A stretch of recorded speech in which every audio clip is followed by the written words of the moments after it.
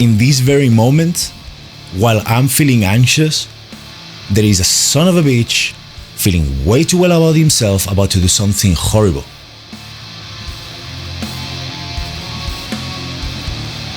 Which pisses me off.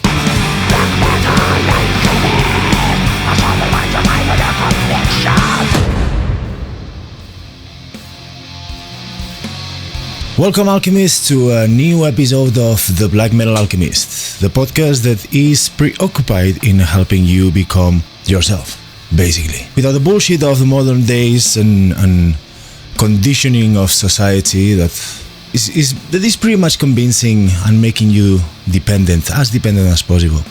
Now, today I want to share with you the first alchemist process.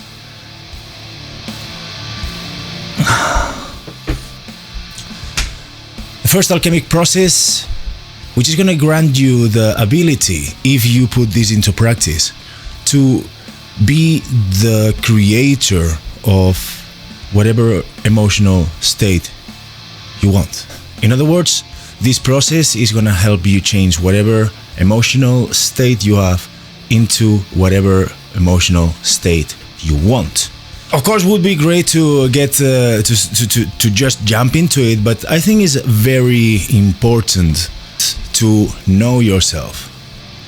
Because if you don't understand how things work, or where do they come from, or what's the point of all of them, then you pretty much act on faith. You know, you're trying to skip to skip, and then if you put it into practice without knowing anything about how did I arrive to that solution,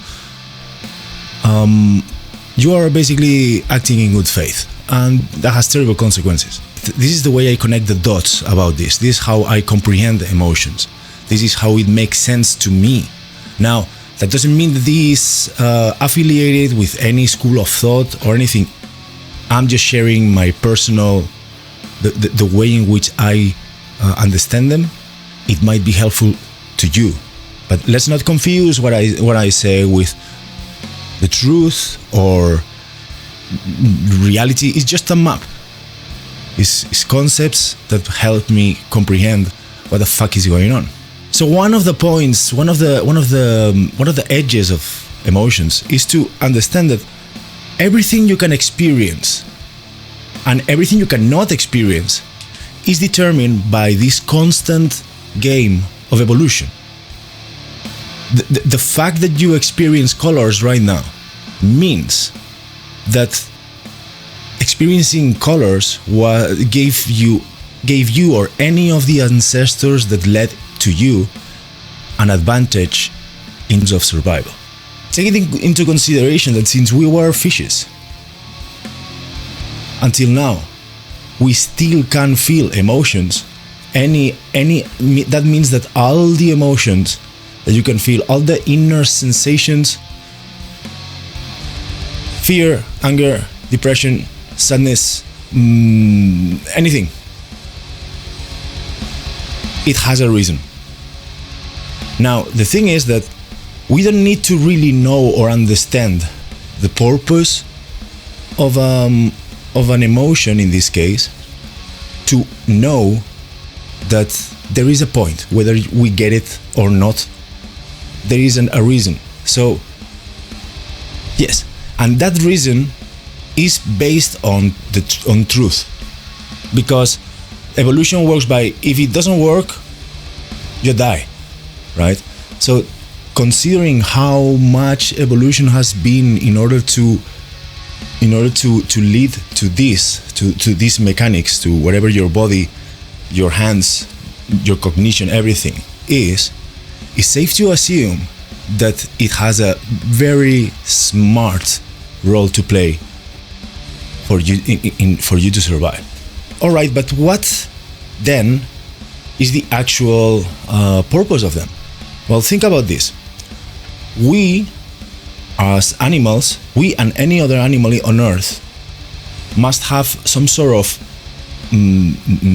intelligence, some sort of computation, some sort of operative system in which to interact with the environment. biased towards survival. If there is a lion in there, you are gonna go that way, right? How do you know that? I see it as the operative system in which your body was built. Now, it's worth taking into consideration that it was designed and perfected to survive in the wilderness. And the environment, that environment that this operative system was designed to thrive in was a much more primitive system than the one we have. As a matter of fact, the system that we have, the society, the rules, the taxes, the city, and all that crap, is based on our abstractions and on creating an environment that works in order to protect ourselves. But then things got very, very far off from the original environment in which you were designed to just be fucking happy on. And we have made it much more complicated than it should be. And that, of course, comes with problems. Which type of problems? Emotional problems. Now, you were, for example, stress and anxiety. It had a purpose.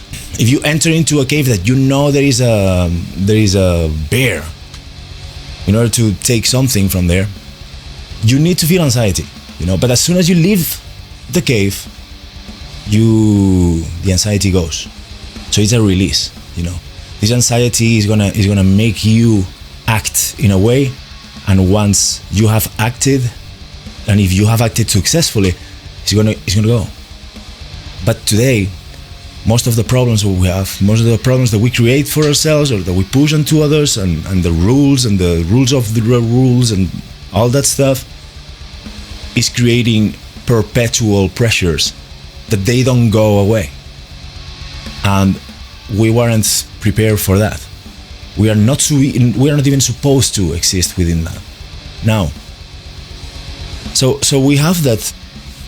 We as systems that have to be able to move and interact and act and also decide needs an operative system that is efficient, that is fast, and that and that has one agenda, which is survival. First, survival for me as an entity, then survival for the ones around me, the family, and then survival for the list goes on. I want to help you see that understanding that we are in fact animals, and understanding that everything that we can experience have been, for one or another reason, selected or perfected by nature, helps you arrive to the conclusion. For example, if you think about it, if you ponder on this, that it makes absolutely no sense many of the ways in which we relate to emotions. For example, one of the things that we tend to do is to judge them. Judging an object would be is like, oh, this thing, is putting some extra information on this thing, some extra quality, some quality that it doesn't have. Now, when you do that, naturally you judge things in order to somehow decide whether they should be a part of you or not. That's how you build your identity. That thing is good, I want it close. It is the kind of thing that I have close. That thing is bad, that's the kind of thing I am not related to, right? We express these judgments not only to others but to ourselves, to craft an identity, to craft basically a set of rules that defines how you are going to behave or so. Whenever you judge something, let's say negatively, you in one way or another you're somehow pushing it away from you. That thing is not me, okay? What happens when you judge something that inherently happens within you. That is an integral, absolutely necessary, absolutely natural part of yourself. You are gonna try to suppress it, ignore it, force it, beating that thing down, you know.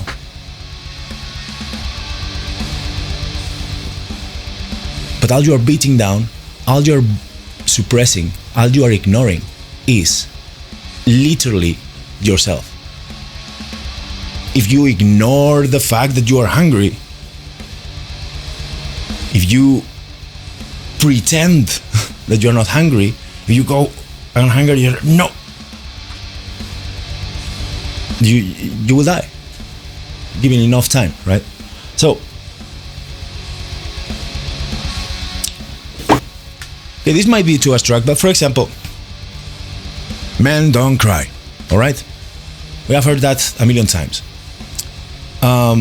First of all, who the fuck was the Einstein that arrived to that conclusion? Okay? If you can cry, if you can feel sad, there is no fucking rule in this universe that you should pretend not to be.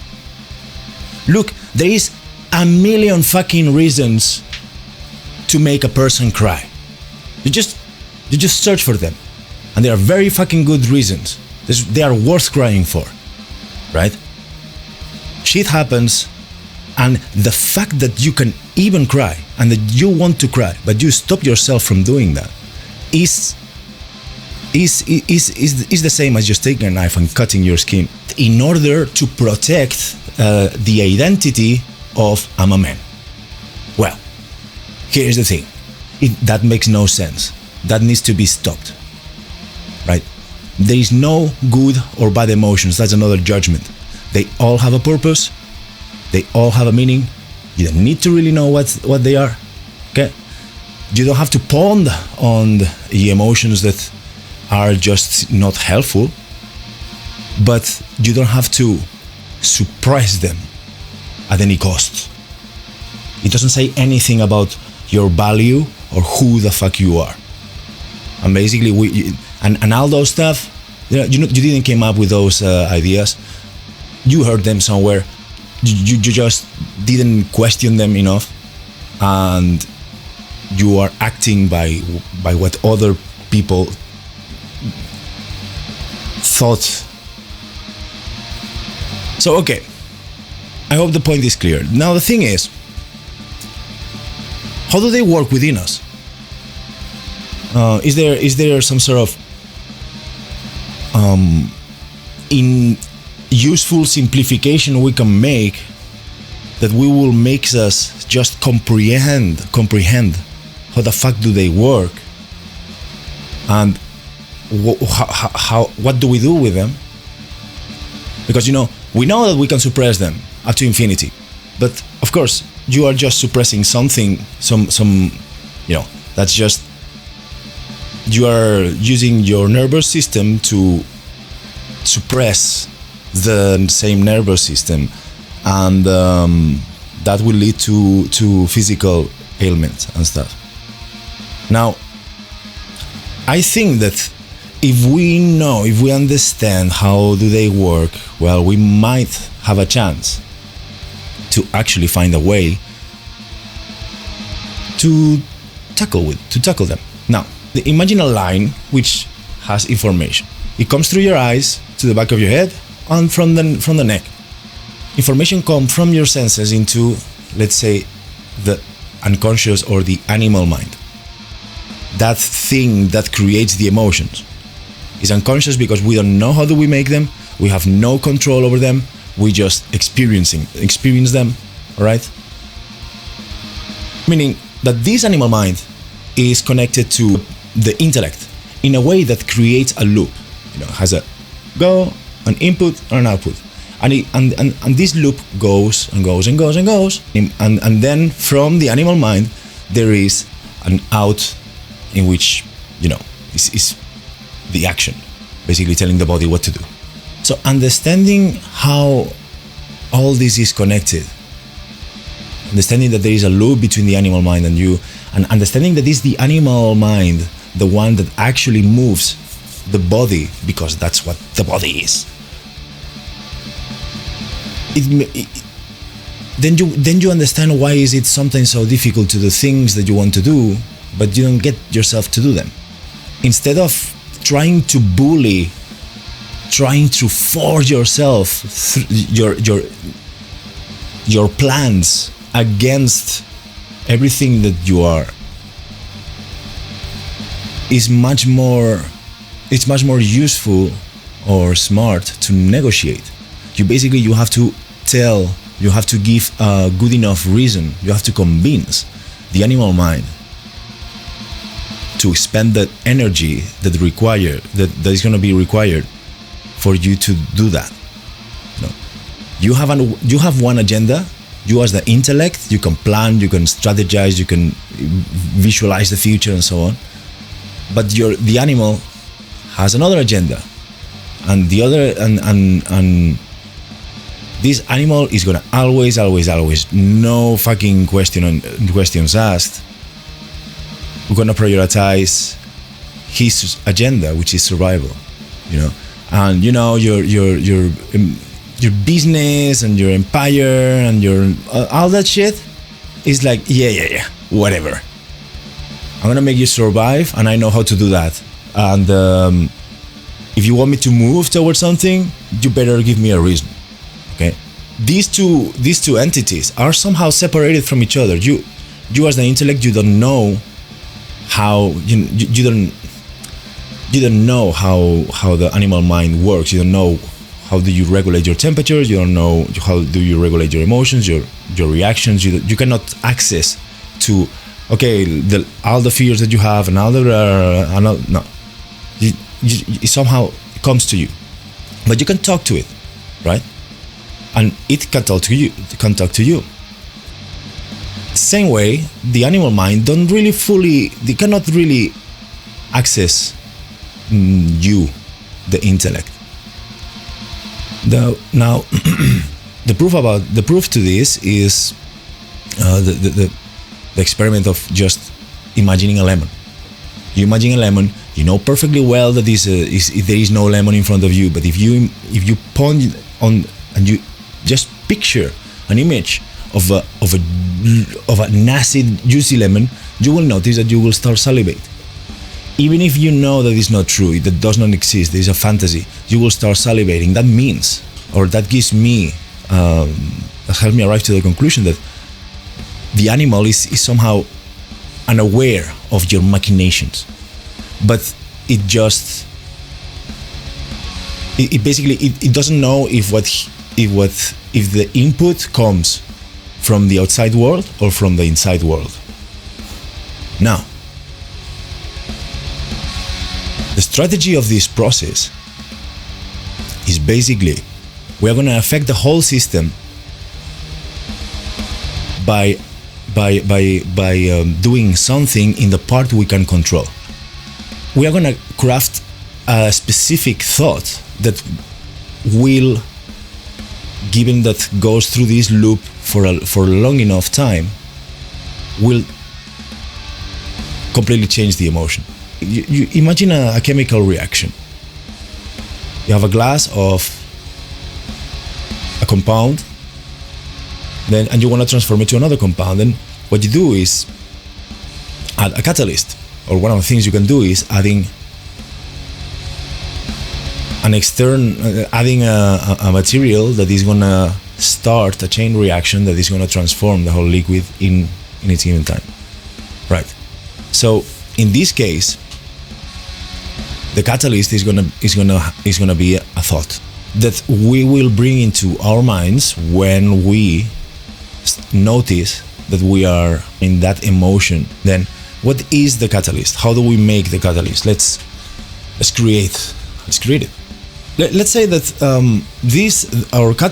the catalyst is gonna have three parts. One is the current situation. It's true. You cannot deny what's happening right now, which in this case, let's say you feel sad or you feel apathic, or whatever. That is the situation, the raw now. Good. And then in the other hand, you have this other emotion you want. Let's say anger. Let's say, God damn it, this sort of energy. Well, one of the things that we know about emotions, though, is that they have triggers. And once those triggers are somehow poked to, then it's very difficult not to have that spike of emotion. We can count on this principle. The other thing that we are going to need then, it has to be the trigger to the emotion you want. So you have the situation of now, but in the left, then you have the trigger of that emotion, and you have to somehow connect those two. And how do you connect it? Well, the centerpiece of the catalyst is going to be a frame, an extra amount of information that's around the current situation that is true, as in self-evidently true, but somehow reminds you of how the nature of the situation you feel now is, by design, the trigger. It's quite similar to cognitive reframing, but it is a simple difference that we are actually creating. You will be crafting a specific thought that will always work for as far as you manage to keep it in your mind for enough time as the whole reaction to finish. In order to do this, you're gonna need to dig in. You're gonna need to understand yourself profoundly. And so now that we know all the pieces of the catalyst, let's see how do we get it. Remember the process solve et coagula, okay? Chopping yourself to pieces, chopping your cognition to pieces, basically studying it using questions and writing the answers. By the way, I won't give you a specific question, but a type of question. You need to find out by yourself. You are the only person that can get that information, all right? What I know is that information is there.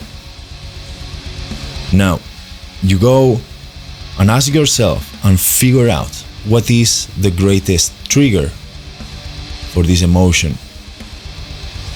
So, for example, injustice might be being forced, or lied to, or pineapple in the pizza.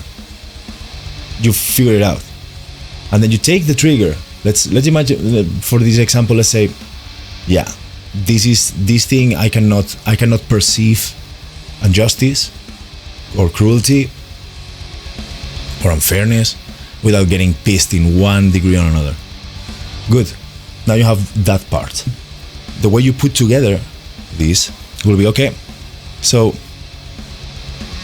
how is the situation of me being sad unfair? Like, come up with a story, with a sentence, with an image. Okay, a very as concise as possible. So, because remember, you're gonna have to bring the thought to your mind, blap. That sort of a picture, a short sentence, a statement.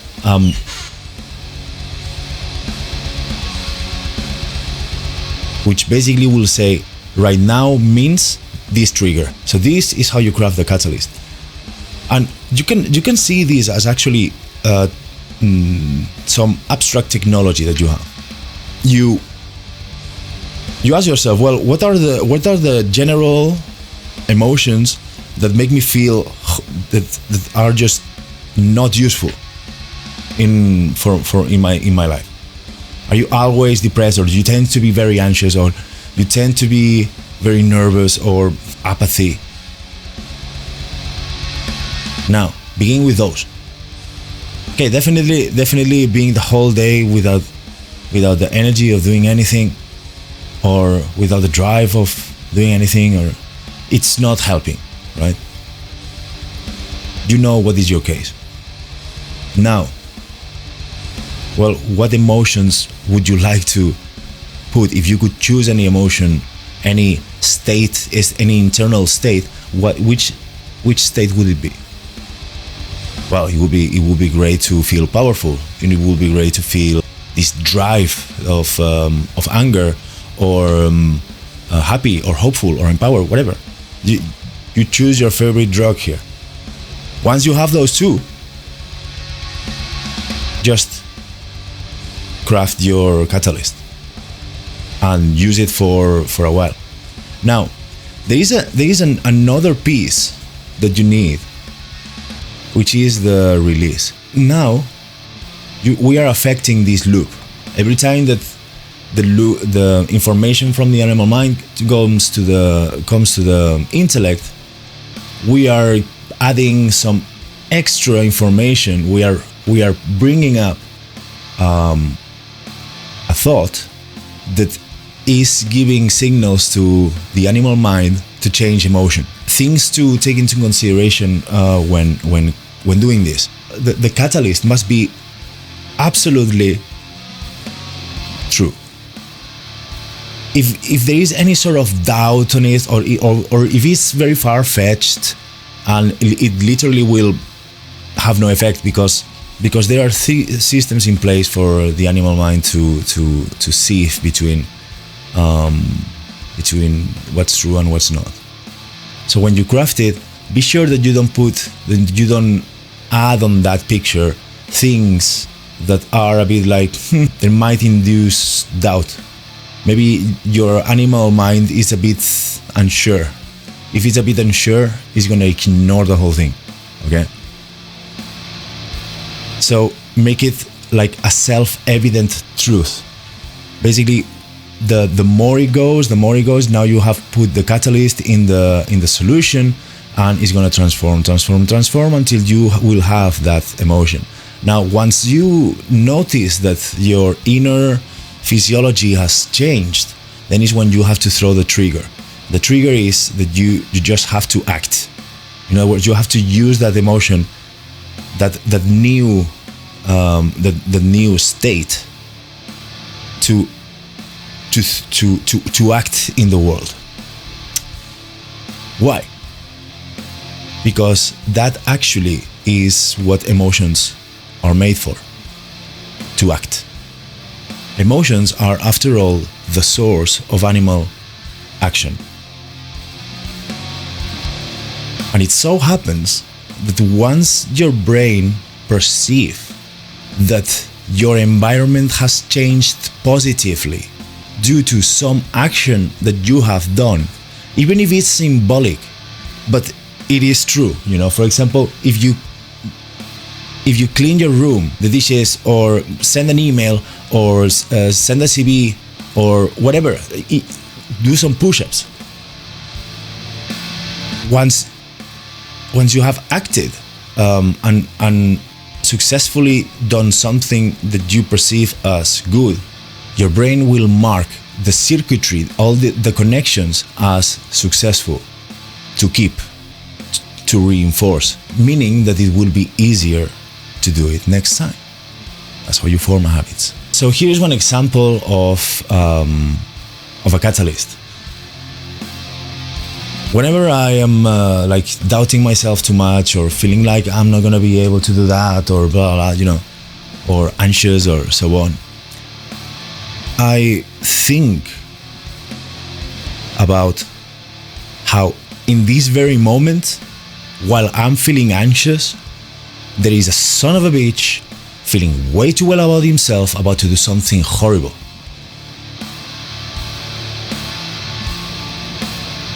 Which pisses me off. I cannot think about that and not get somehow angry.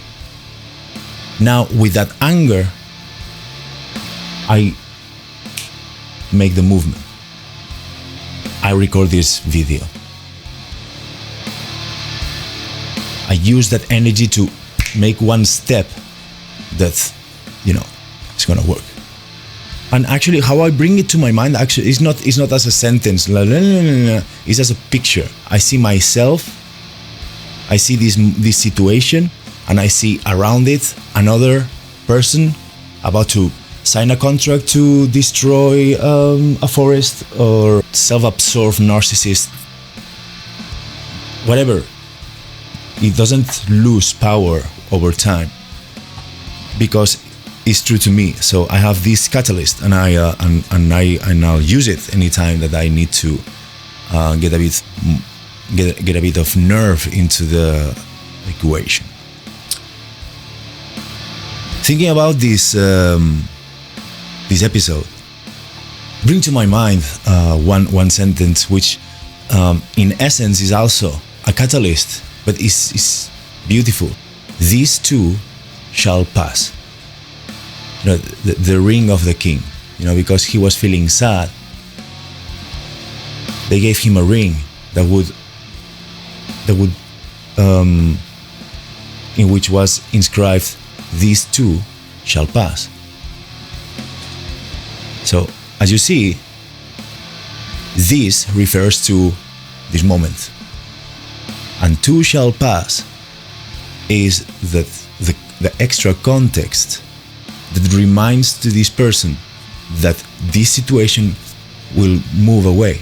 And that's true because everything passes.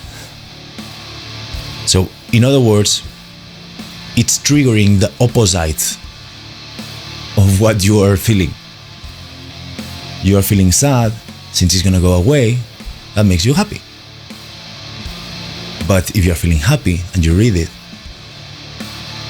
it makes you feel sad, because these two shall pass. So it was pretty fucking cool. And this is how I see that modern alchemy can help you, can help me, can help everyone. If you craft this catalyst, you won't need anything from the outside world to inspire you. You won't be dependent on that person saying that you are awesome, or that other thing to go the way you want to. You won't be dependent on these videos of people insulting you for 20 minutes straight to be able to go up and clean the fucking dishes.